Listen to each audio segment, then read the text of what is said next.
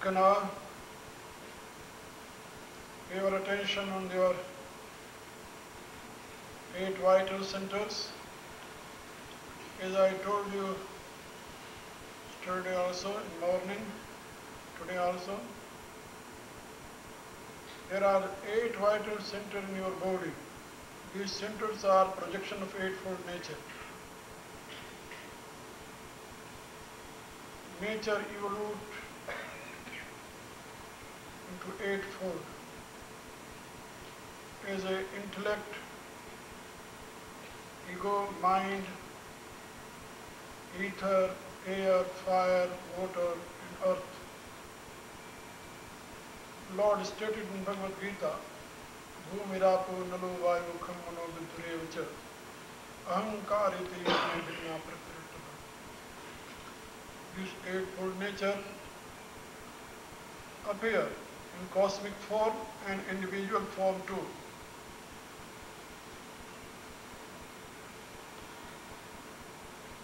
In your body, these vital centers are the root cause of your existence, your work, your movement, in other words, your personality, your own individuation. Your real self become identified with these eightfold nature. Due to that, you are suffering. Try to elevate your real self from these eightfold nature and try to be master of all these instruments. Your real self really is master of all. As a cosmic self is master of cosmic body, the same way your self is master of your real individuation. Be aware about it and try to elevate yourself and try to centralize your life energy and thought into Dhamma Chakra and realize yourself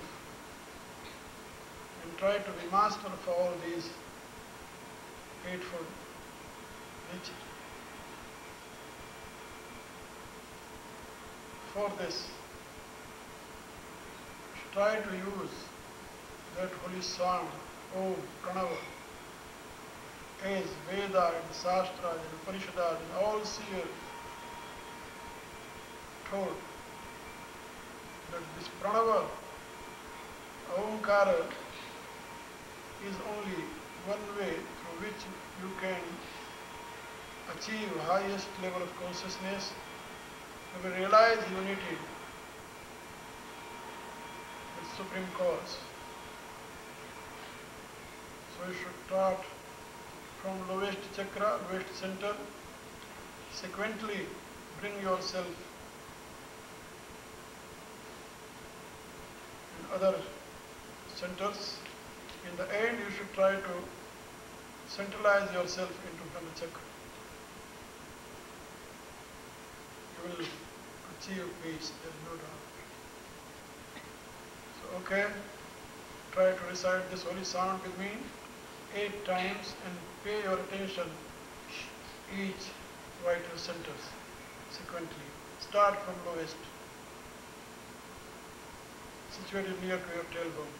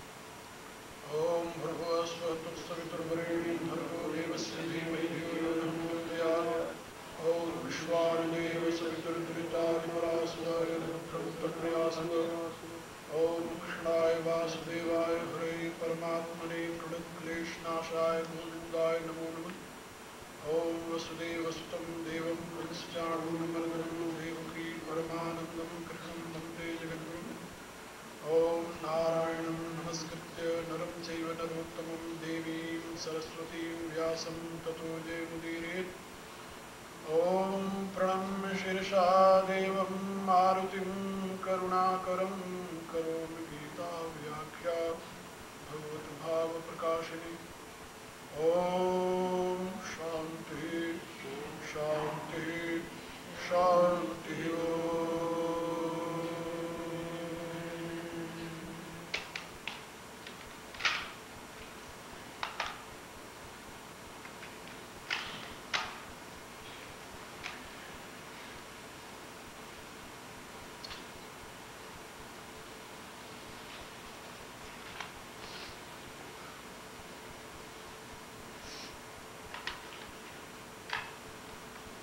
My dear souls,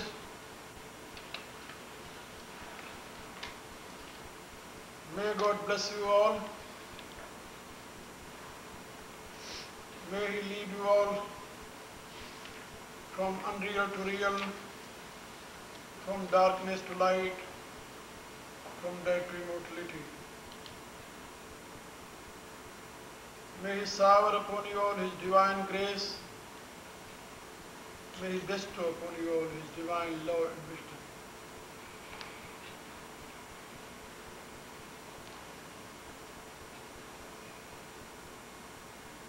As you know, you are here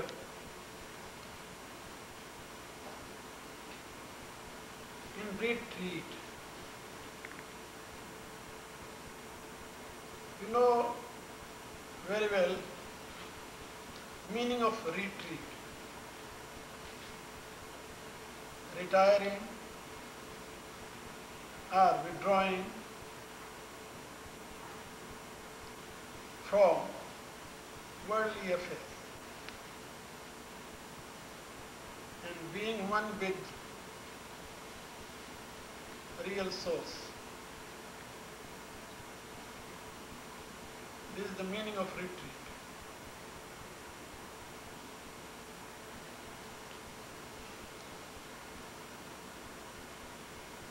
If you are really doing it, then I will say you surely you are utilizing your time and energy both in a good way. Not good way, but best.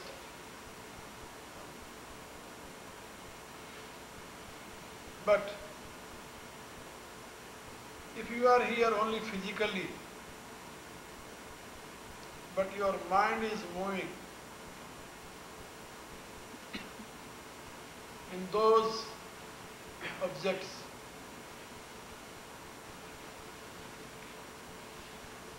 whatever you have collected surrounding your own self, then you are misusing your time and energy both. So be aware about this fact. Really, you must live in retreat state. This is my suggestion only, because in my philosophy, teacher only can suggest, but can't compare.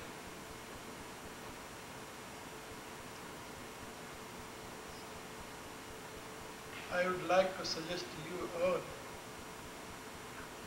there are only 2 days, and you spend 1 day, and there is only 1 day. Or there was only 2 days. So you can keep yourself in yourself. Don't allow to go outside.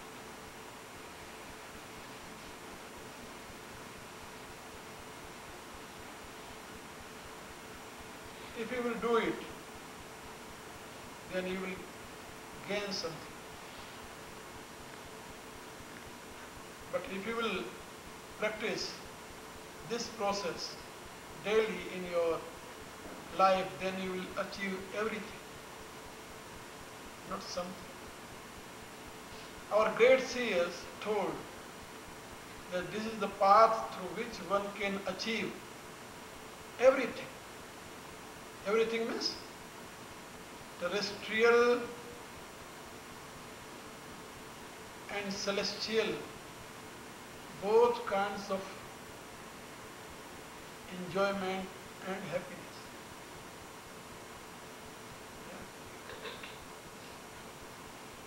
It was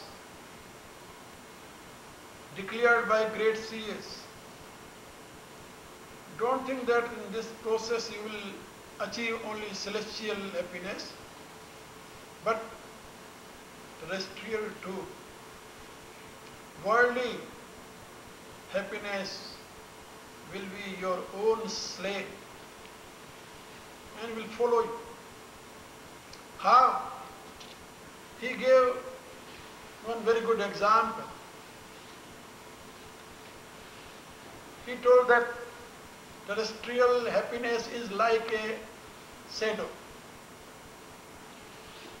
If your face will be towards shadow, then shadow will always go ahead. But if you will turn your face toward light, then if you will walk, then shadow will follow you.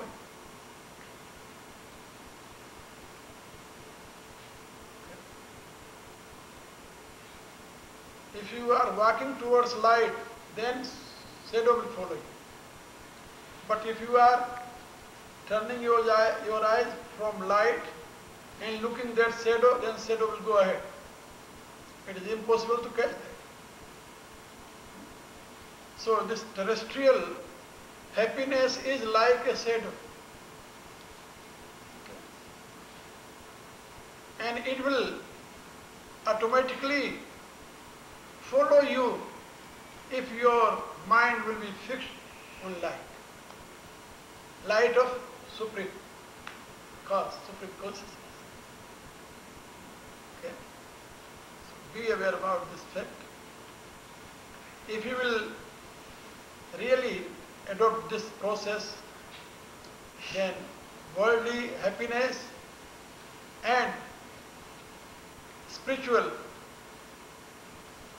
satisfaction, you will achieve both in your present life. As you know that we are aware about this fact that Veda and Shastra and our philosophy never talk about after death. Our great seer always talking about your present life. Because they declare that if you are fully aware about your present life, automatically you will achieve highest good after death. So don't worry about after death. Be aware about your present life. Esha brahmi sthiti partha nainam prapya vimuhyati sthitva syamant kalepi brahma nirvana vrikshati. Lord himself taught it. This is called Brahma-huda. If you will achieve Brahma-huda in your present life, if you will be one with Supreme Cause, if you will be fully aware about cause and effect, then in the end, when you will leave this life, this body, then you will be one with that Supreme Cause. So don't think about that, what will be after death. Be aware where you are implicit and try to realize oneness with that. Because there is no need to be united.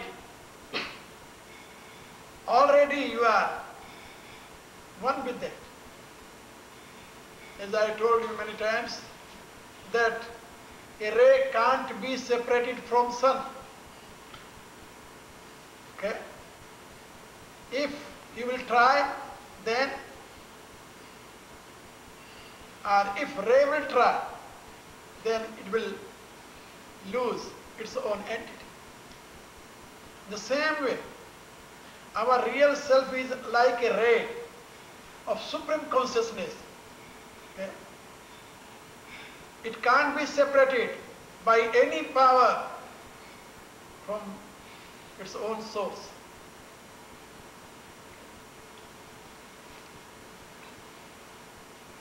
So, you are one. Try to realize that truth. In this process, Lord Himself taught this highest truth, that you are identified yourself. You are identified. You know, there is one great ideology in Bhagavad Gita. Bhagavad Gita is teaching Sankhya system, Sankhya philosophy. That is very scientific philosophy. Bhagavad Gita believes that this terrestrial world is not illusion, not futile, not fancy, but this terrestrial world is only projection of nature. Nature has three gunas, three attributes: sato guna, rajo guna and tamo guna. Okay? These three gunas are only three states of nature: causal, subtle and gross. Gross state of nature is called tamo guna, subtle state of nature is called rajo guna, and causal state of nature is called sato guna. Really nature is lightful. Due to that, this nature is called prakriti. Pra means lightful. Kri means movement. Ti means stability. Light, movement and stability. These are nature of nature. Okay? Light, movement and stability. These are nature of nature. Due to that, nature is called, that is nothing but bundle of three attributes. Okay? But in Bhagavad Gita, Lord stated, Gunaha Prakriti Sambhavaha. These attributes are only projection of nature. Nature is causal phenomena of all these: light, movement and stability. And he is explaining in more detail. These are only attributes of that, infinite power that is called nature. He told Prakriti too. Guna Prakriti Sambhava. So, your real self is beyond these three attributes. As Bhagavad Gita always described, that real self is beyond three attributes. Due to that, that self is called nirguna. Nirguna means beyond attributes. Okay? And saguna means with attributes. Okay? So, real nature of yourself is beyond attributes. But when self appear, manifest, okay, then it manifests always through attributes. I will give you one example. illustration. As you know, fuel is not fire. But can you see fire without fuel? Another illustration. Light is not bulb, neither wire nor bulb. But can you see light without wire and bulb? No. As nobody can see light, electricity, without wire and bulb. Really, electricity is neither bulb nor wire. That is beyond both. In the same way, Lord stated that when I myself, manifest, I adopt nature as a media. So nature is the media of manifestation of Supreme Consciousness. Same, eightfold nature become media of manifestation of Supreme Consciousness in your own individuation too. Both are separate. Both have different, quality, different property. As a light, movement and stability, these are attributes of nature. In the same way, truth, knowledge and blissfulness, these are nature, are property of spirit. Satyam, Jnanam, Anantam, Brahma. Truth, knowledge and blissfulness. These are quality of self, real self. Okay? But due to identification with nature, as I was, indicating you, that your real self become identified with this, eightfold nature, and accepting all movement of nature as its own. When Rajoguna appear into form of greed, and person is accepting, yeah, I am greedy person. Anger, I am angry person. Lust, I am lusty person. I am doer, I am sinner. All these attributes are related with nature, not with your real self. Because self is, not component, but non-component. And whatever is non-component, that can't be divided. It can't be polluted too. Okay? In Upanishad, we are reading many